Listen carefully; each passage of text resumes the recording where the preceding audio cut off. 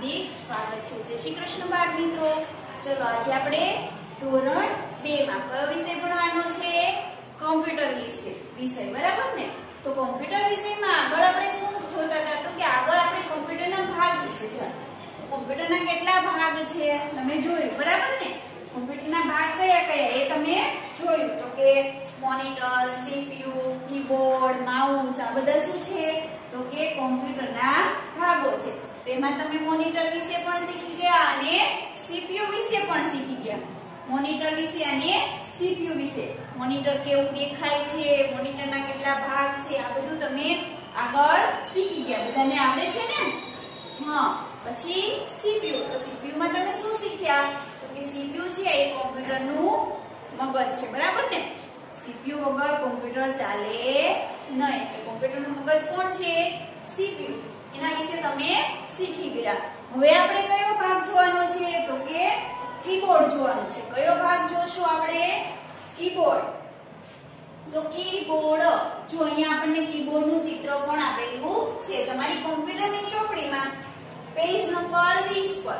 Page number 20 ઉપર જુઓ તો તમને કીબોર્ડનું ચિત્ર પણ આપેલું છે। તો કીબોર્ડ પહેલા અહીંયા આપણે શું કરવાનું જો અહીંયા તમને કીબોર્ડનું ચિત્ર આપ્યું એની નીચે તમારે પહેલા ગુજરાતીમાં કીબોર્ડ લખવાનું અને નીચે શું છે તો કે એનો સ્પેલિંગ લખવાનું છે। તો અહીંયા આપણે લખીએ તો અહીંયા લખ્યું છે એ જોઈને આપણે લખવાનું કીબોર્ડ।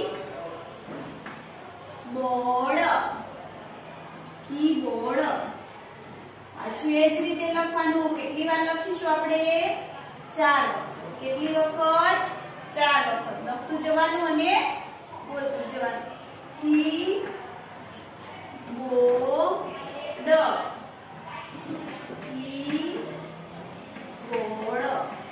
કીબોર્ડ લખાઈ ગયું। ત્યાર પછી શું લખવાનું તો કે એનો સ્પેલિંગ। તો કીબોર્ડ નો સ્પેલિંગ શું થશે? તો પહેલા આપણે કયો સ્પેલિંગ લખવાનો? કી નો સ્પેલિંગ શું થાય? KEY કી। પછી આપણે બોર્ડ નો સ્પેલિંગ લખવાનો। બોર્ડ નો સ્પેલિંગ શું લખીશું? BOARD। લખાઈ ગયો। કીબોર્ડ નો સ્પેલિંગ શું થશે? KEYBOARD બરાબર। પહેલા આપણે કી નો સ્પેલિંગ લખવાનો KEY, પછી બોર્ડ નો સ્પેલિંગ લખીશું BOARD કીબોર્ડ। અહીંયા પણ એ જ રીતે KEYBOARD કીબોર્ડ।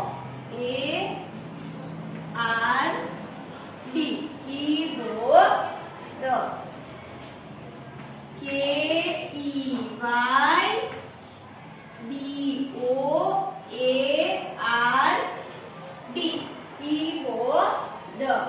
ત્યાર પછી નીચે શું આપણને આપેલું છે તો કે રિકોલ એટલે કે એના જે આપેલા છે કે કીબોર્ડનું કાર્ય શું છે, શું કામ કરે છે કોમ્પ્યુટરમાં, એનું કામ શું છે એ વિશે। તો કે અહીંયા આપણને શું આપ્યું તો કે જોઈને સારા અક્ષરે લખો। અહીંયા જે વાક્ય આપણને આપ્યા છે એ જોઈને સારા અક્ષરે લખવાનું કીધું છે અને આપણે લખતું જવાનું અને બોલતું જવાનું બરાબર। એટલે કે આપણને યાદ રહે, વાંચતું પણ જવાનું છે તમારે અને યાદ પણ રાખવાનું છે। ચલો આપણે લખીએ તો પહેલું વાક્ય શું આપેલું છે? કીબોર્ડ પર જે નાના નાના બટન છે તેને કી કહેવાય। જો તો પહેલું શું આવશે? કીબોર્ડ। જો અહીંયા વચ્ચે છે ને નાની એવી આપણે શું કરવાનું? ડેશ કરવાનું એટલે કે નાની એવી આડી લીટી કરવાની। એટલે કી અને બોર્ડ બે ભેગું લખવાનું નથી, આપણને જે રીતે આપ્યું છે એ જ રીતે આપણે લખવાનું છે। કીબોર્ડ પર જે નાના બટન છે તેને કી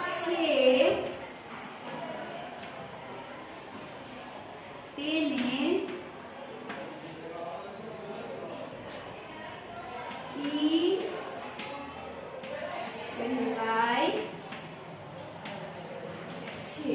કીબોર્ડ પર જે નાના બટન છે તેને કી કહેવાય છે। તમે જોઈ શકો છો કે કીબોર્ડ પર ઘણા બધા છે નાના બટન જેવા આપેલા છે ઘણા અમુક બટન છે મોટા છે, કોઈ નાના છે, તો એ બટન ને શું કહેવાય? કી કહેવાય. શું કહેવાય? કી. ત્યાર પછી શું છે? કીબોર્ડ બે પ્રકારના હોય છે. કીબોર્ડના પ્રકાર કેટલા છે? તો કે બે. તો અહીંયા આપણે લખીશું કીબોર્ડ બે પ્રકારના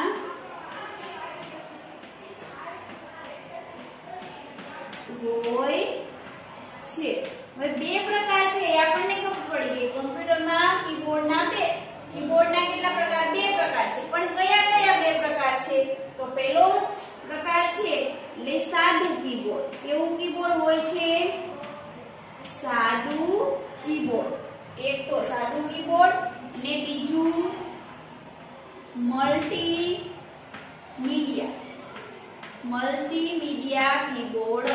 આ બે કીબોર્ડના પ્રકાર છે. આ વસ્તુ યાદ રાખવાનું, સાદું કીબોર્ડ અને મલ્ટીમીડિયા કીબોર્ડ. ત્યાર પછી શું આપેલું છે? કીબોર્ડ વડે આપણે કોમ્પ્યુટરમાં લખી શકીએ છીએ. હવે કોમ્પ્યુટરમાં લખવા માટે શેની જરૂર પડે?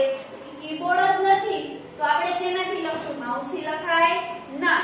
તો શેનાથી લખીએ? કીબોર્ડથી. કીબોર્ડમાં છે કી આપી છે, આલ્ફાબેટ આપેલા છે, નંબર આપેલા છે, તો આપણે એના દ્વારા જ લખી શકીએ છીએ. એટલે અહીંયા શું લખવાનું?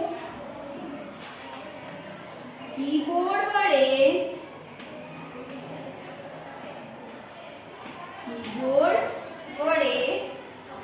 આપણે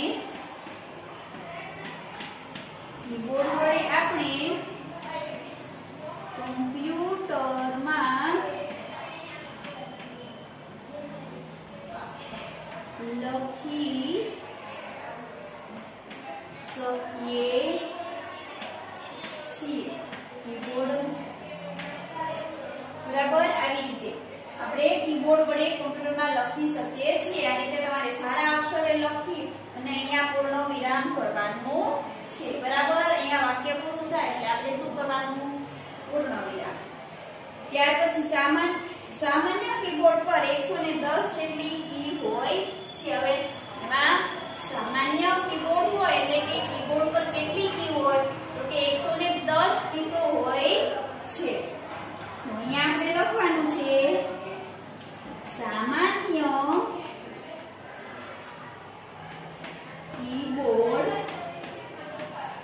સામાન્ય કીબોર્ડ પર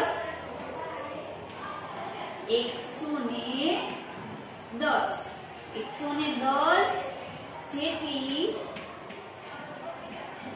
કી હોય છે. કી એટલે બટન, એટલે કે 110 બટન હોય છે. બટન નથી કહેવાનું, આપણે શું કહેવાનું? અહીંયા કી કહેવાનું છે. ત્યાર પછી કીબોર્ડ દ્વારા કોમ્પ્યુટરમાં માહિતી દાખલ કરી શકાય છે. તો અહીંયા લખીશું કીબોર્ડ દ્વારા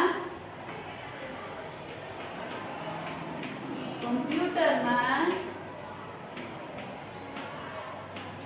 માહિતી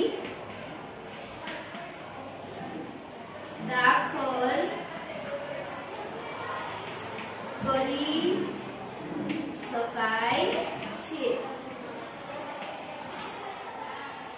કીબોર્ડ દ્વારા કોમ્પ્યુટરમાં માહિતી દાખલ કરી શકાય છે. ત્યાર પછી કીબોર્ડ ઇનપુટ સાધન છે. કીબોર્ડ છે કેવું સાધન છે? ઇનપુટ. કીબોર્ડ ઇનપુટ ઇન એટલે અંદર, ઇનપુટ સાધન છે. ઇન એટલે અંદર, પુટ એટલે મૂકવું. એટલે માહિતી આપણે કોમ્પ્યુટરની અંદર મૂકીએ છીએ એટલે એને ઇનપુટ સાધન કહેવાય છે. ચલો હવે આપણે કીબોર્ડ વિશે શીખી ગયા. હવે કયો ભાગ ગયો? તો કે માઉસ. હવે કયો ભાગ જોવાનો છે કોમ્પ્યુટરનો? માઉસ.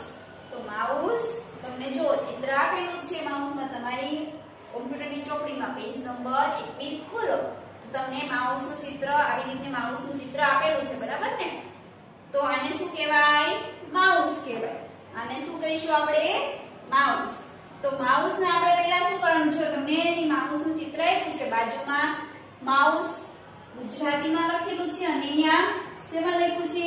તેનો સ્પેલિંગ લખ્યો છે તો આપણે બંને 4 વખત લખવાનું કેટલી વખત 4 વાર તો અહીંયા આપણે પહેલા શું કરીશું એને ગુજરાતીમાં લખી નાખીએ માઉસ માઉસ માઉસ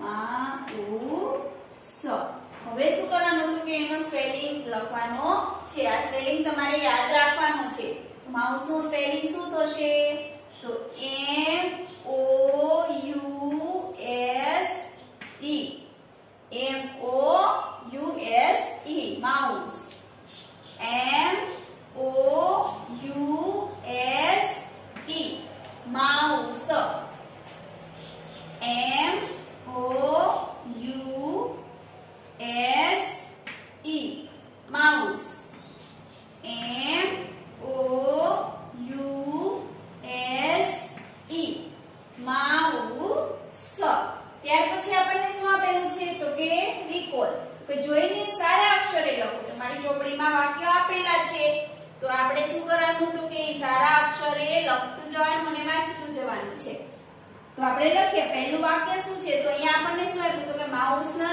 જે માઉસનું કાર્ય છે માઉસ શું કામ કરે છે કોમ્પ્યુટરમાં એ આપણને અહીંયા આપેલું છે તો માઉસ એક પોઇન્ટિંગ સાધન છે માઉસ છે એ કેવું સાધન છે પોઇન્ટિંગ કેવું પોઇન્ટિંગ એટલે કે આપણને દર્શાવે છે કે અહીંયા તમારે આપણે માઉસને આમ કરીએ તો એમાં કોમ્પ્યુટરની સ્ક્રીન ઉપર આ રીતનો એરો હોય એ પણ આમથી આમ જાય છે એટલે કે આપણને પોઈન્ટ બતાવે છે કે તમારે અહીંયા લખવાનું છે એટલે એને કેવું સાધન કહેવામાં આવે છે પોઇન્ટિંગ સાધન કહેવામાં આવે છે તો માઉસ એક પોઇન્ટિંગ સાધન છે માઉસ એક પોઇન્ટિંગ સાધન છે વાક્ય પૂરું થાય એટલે પૂર્ણ વિરામ મૂકવાનું બોલવાનું નહીં માઉસ એક પોઇન્ટિંગ સાધન છે માઉસ ઉંદર જેવું દેખાય છે જો માઉસ નું ચિત્ર જુઓ તો તમને કોના જેવું દેખાય તો કે ઉંદર જેવું એટલે માઉસ છે એ ઉંદર જેવું દેખાય છે એટલે એને શું કહેવામાં આવે છે માઉસ માઉસ ઉંદરને આપણે અંગ્રેજીમાં માઉસ કહીએ ને એટલે એને માઉસ કહેવામાં આવે છે માઉસ ઉંદર જેવું દેખાય છે માઉસ છે ઉંદર જેવું દેખાય છે ત્યાર પછી શું છે માઉસ વડે ચિત્ર દોરી શકાય છે માઉસ દ્વારા આપણે શું કરી શકીએ તો કે ચિત્ર દોરી શકીએ છીએ અહીંયા લખવાનું માઉસ વડે આપણે માઉસ વડે ચિત્ર દોરી શકીએ છીએ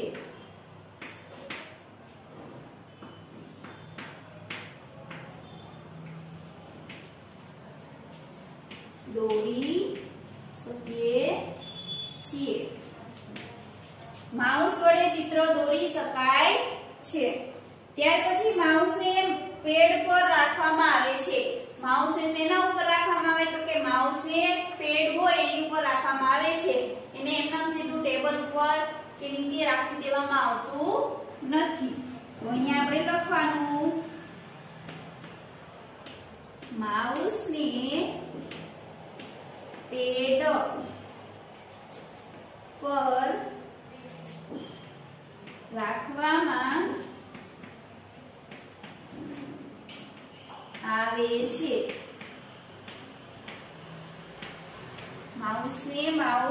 માઉસને પેડ પર રાખવામાં આવે છે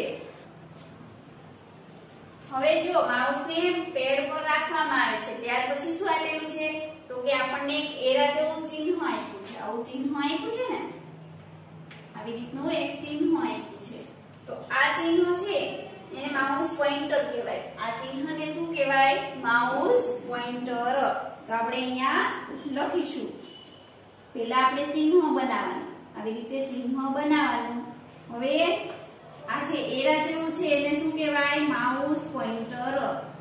તો ચિહ્નને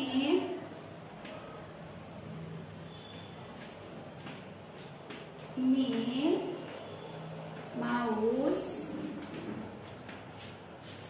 પોઇન્ટર કહેવાય છે.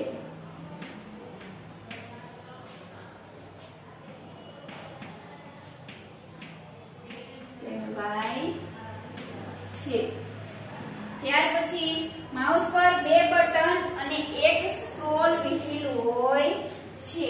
માઉસ પર કેટલા બટન હોય? બે અને એક સ્ક્રોલ વ્હીલ હોય છે. એટલે જો માઉસ પર અહીંયા આપણે લખીશું માઉસ પર બે બટન અને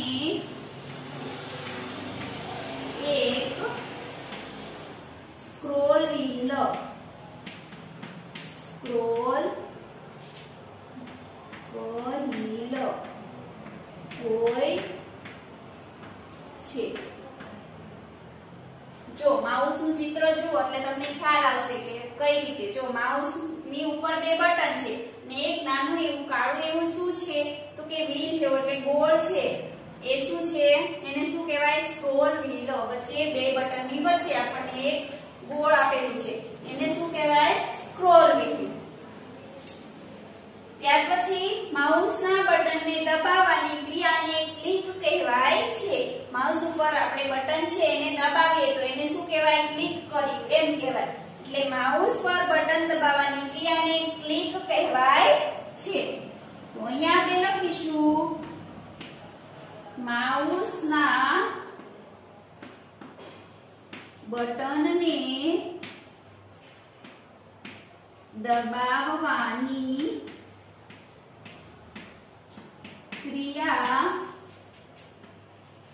ક્રિયાને ક્લિક કહેવાય છે.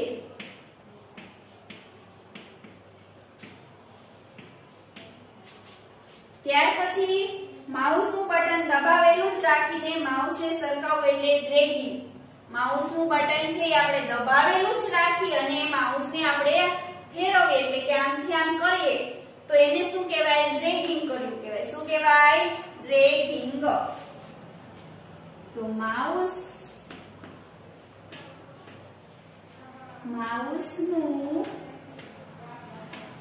બટન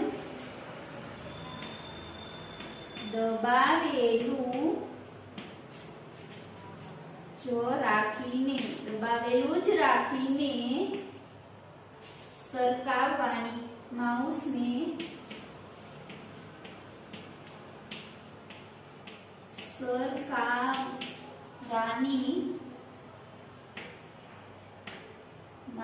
સરકાવવું એટલે ડ્રેગિંગ.